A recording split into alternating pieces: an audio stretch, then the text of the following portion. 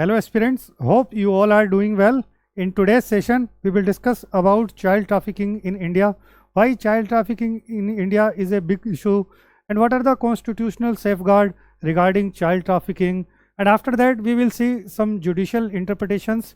तो चलिए without any delay start करते हैं अपने डिस्कशन को।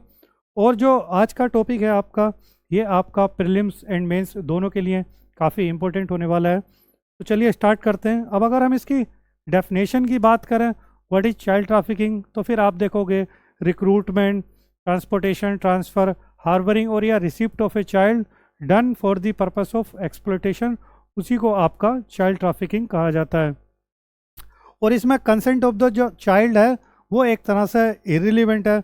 और अगर हम इसको इंटरनेशनल स्केल पर देखें तो फिर आप देखोगे यूनाइटेड नेशंस का 2000 का आपका एक पलेर्मो प्रोटोकॉल है जो कि आपका डिफ़ाइन करता है चाइल्ड ट्रैफिकिंग को या ट्रैफिकिंग को, prohibits trafficking in persons specially in women and children, और वो जो है आपका वाइडली एक्सेप्टेबल है। और अगर हम इंडियन रेफरेंस की बात करें तो फिर आप देखोगे जो इंडिया का सेक्शन 143 है भारतीय न्याय संहिता का। भारतीय न्याय संहिता क्या है? It was formerly known as Indian penal code, जो कि आपका ब्रिटिशर्स टाइम का 1860 के टाइम का आईपीसी कोड था। तो ये अगर हम फर्दर और देखें तो जो सेक्शन 143 है आपका, ये बात करता है आपकी, अगर मान लें कि इसमें ट्रैफिकिंग में अगर किसी का इन्वॉल्वमेंट पाया जाता है तो इसमें 10 इयर्स प्लस जो है फाइन भी जो है इसमें पनिशमेंट के तौर पर रखा गया है, यानी कि 10 इयर्स की इम्प्रिजनमेंट प्लस फाइन। और अगर इसमें बल्क में अगर ट्रैफिकिंग पाई जाती है तो फिर वो जो है एक तरह से 10 इयर्स का इम्प्रिजमेंट बढ़कर जो है वो लाइफ इम्प्रिजनमेंट तक चला जाता है। और अगर हम स्पेशल केस की बात करें, मान लीजिए इसमें अगर किसी पब्लिक सर्वेंट का इन्वॉल्वमेंट या ऑफिसर का इन्वॉल्वमेंट पाया जाता है तो फिर वो इम्प्रिजनमेंट जो है कहीं ना कहीं वो पनिशमेंट जो है वो लाइफ इम्प्रिजनमेंट तक चला जाता है। अब अगर हम मैग्नीट्यूड की बात करें कि इस प्रॉब्लम का मैग्नीट्यूड क्या है, तो नंबर्स जो हैं वो काफ़ी शॉकिंग हैं। आप देखोगे कि जो अप्रैल 2024 से लेकर मार्च 2025 तक जो है ऑलमोस्ट यानी कि 53,000 प्लस चिल्ड्रंस को रेस्क्यू किया गया था। और अगर हम एनसीआरबी के डेटा को देखें, यानी कि नेशनल क्राइम्स रिकॉर्ड ब्यूरो के डेटा को देखें 2022 के, तो लगभग यानी कि 3098 चिल्ड्रन को रेस्क्यू किया गया था। और इसमें एक जो सरप्राइज थिंग है वो ये है कि जो कन्विक्शन रेट है, यानी कि 2018 से और 2022 तक अगर आप देखो जो कन्विक्शन रेट है केसेस का, वो महज यानी कि ओनली 4.8% है। अब ये क्या इंडिकेट करता है? तो ये इंडिकेट करता है आपका वीक डेटरेंस को एंड पुअर एनफोर्समेंट को।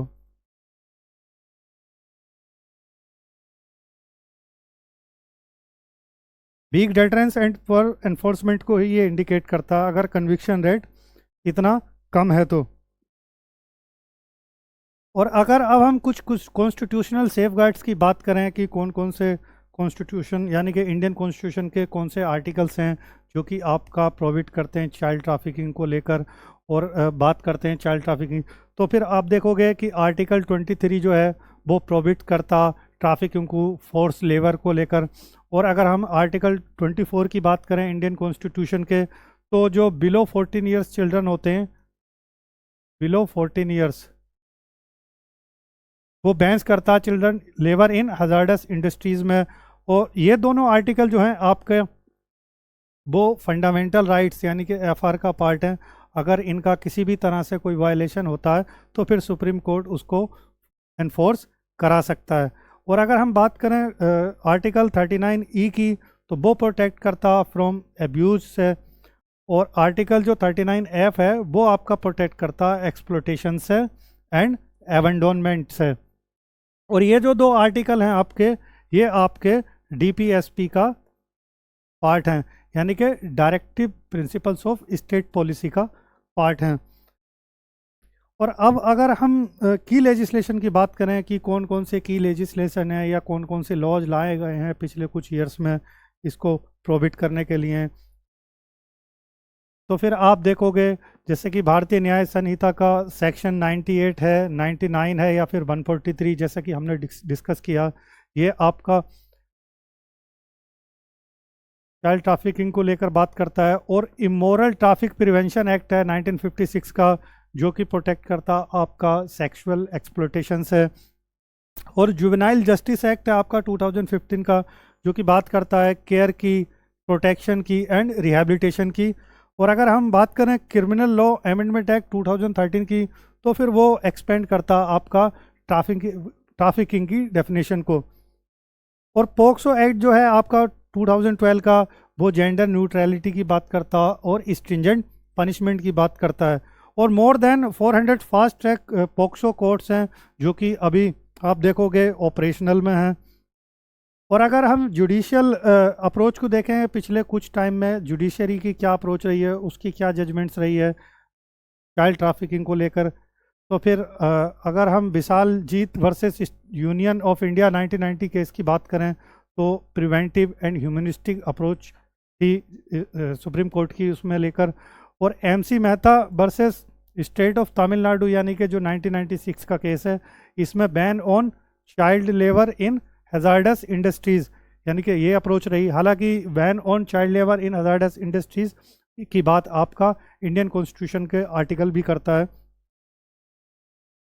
और बचपन बचाओ आंदोलन वर्सेस यूनियन ऑफ इंडिया, ये 2011 का केस है, जिसमें डायरेक्शंस दी गई थी चाइल्ड ट्रैफिकिंग एंड एक्सप्लॉयटेशन को लेकर। और अगर हम बात करें KP Kiran Kumar versus state का, तो ये ट्रैफिकिंग एक तरह से वायलेट करता आपका आर्टिकल 21 को। और जो आर्टिकल 21 है वो आपका right to life and personal liberty की बात करता है।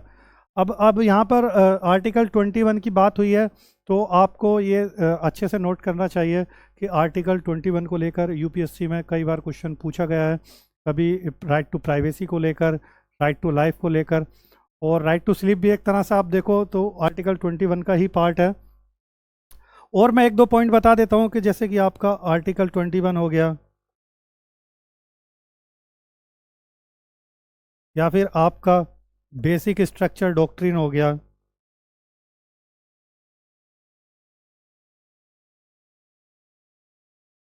हम बेसिक स्ट्रक्चर डॉक्ट्रिन को लेकर बाद में एक कंप्लीट डिटेल में लेक्चर बनाएंगे। या फिर आपका इंडियन कॉन्स्टिट्यूशन का, यानी कि प्रियम्बल हो गया कॉन्स्टिट्यूशन का, इंडियन कॉन्स्टिट्यूशन का प्रियम्बल हो गया। ये आपको बहुत अच्छे से प्रिपेयर करना है इन तीनों को, आर्टिकल 21 हो, बेसिक स्ट्रक्चर डॉक्ट्रिन हो, या फिर preamble of the Indian constitution हो, क्योंकि इनको लेकर हर साल क्वेश्चन पूछा जाता है यूपीएससी प्रीलिम्स के द्वारा। कभी कभी गैप के साथ पूछा जाता है, वरना आप देखोगे हर साल इससे रिलेटेड आपको क्वेश्चन देखने को मिलेगा। तो ये क्वेश्चन आपका इजी टू मॉडरेट साइड में आता है, आपको ये नहीं गलत करने हैं, क्योंकि इसको गलत करेंगे आप तो कहीं ना कहीं फिर प्रीलिम्स में स्कोर आपका डिक्रीज ही कर जाता है, और वो आपके ओवरऑल रिजल्ट पर असर डालता है। अब अगर हम इमर्जिंग चैलेंजेस की बात करें कि कौन कौन से इमर्जिंग चैलेंजेस हैं, तो कि इसको बढ़ावा देते हैं आपका चाइल्ड ट्रैफिकिंग को, तो फिर आप पॉवर्टी रहा आपका, या फिर अनएम्प्लॉयमेंट, माइग्रेशन एंड डिसास्टर रहा, breakdown of family system रहा, वो भी काफ़ी बड़ा चैलेंज है एक तरह से। और जो ये सबसे बड़ा चैलेंज है online recruitment via social media and fake job offers, ये तो आजकल डिजिटल ज़माना है, तो देखोगे ये सब तो काफ़ी प्रमोशन में रहती हैं कि इसमें ऑनलाइन तो इस बहुत बड़े स्केल पर एक तरह से फेक जॉब्स ऑफर दिए जाते हैं। और जो इसमें ओवरऑल देखा जाए तो जो मार्जिनलाइज कम्युनिटी होती है वो कहीं ना कहीं हायर रिस्क पर रहती है। और अब अगर हम इसको इसमें अगर हम देखें तो पॉवर्टी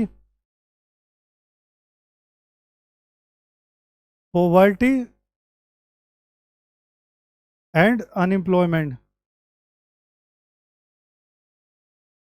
ये बहुत बड़े फैक्टर हैं एक तरह से, यही बहुत बड़े चैलेंजेस हैं कि जो काफ़ी बड़े स्केल तक बढ़ावा देते हैं एक तरह से चाइल्ड ट्रैफिकिंग के लिए।